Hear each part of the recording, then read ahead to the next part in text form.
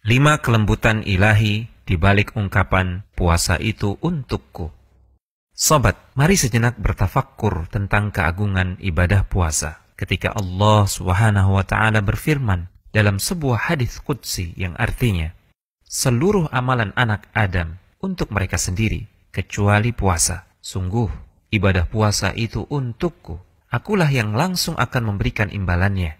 Dalam hadis yang mulia ini, Allah berfirman, puasa itu untukku. Para ulama menjelaskan beberapa hikmah dan alasannya. Pertama, karena puasa mengharuskan kemurnian hati.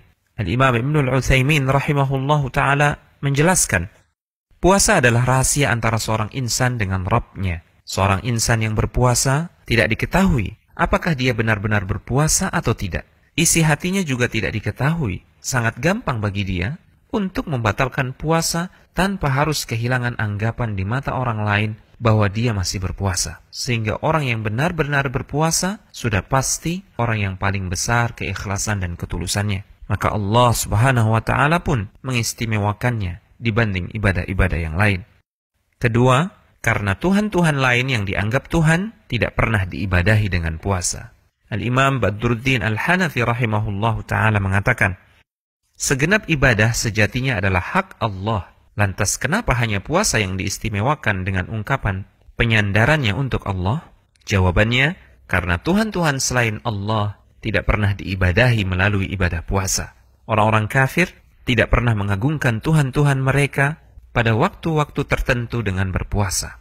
Alasan ketiga, karena kelak di akhirat, pahala puasa tidak bisa diganggu-gugat.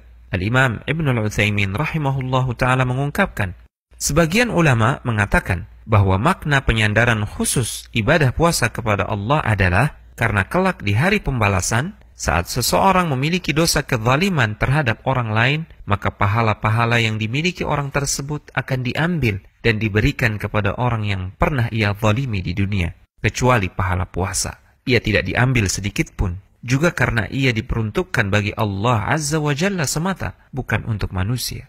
Keempat, sebagai ungkapan betapa agungnya pahala puasa, Rasulullah SAW bersabda yang artinya, setiap amalan anak Adam, pahalanya digandakan. Satu kebaikan akan digandakan pahalanya 10 kali lipat sampai 700 kali lipat. Kecuali puasa, pahalanya tidak terbatas. Ia adalah untukku semata, dan aku sendiri yang akan memberikan ganjarannya. Orang yang berpuasa itu meninggalkan syahwat dan menahan diri dari makanannya karena aku.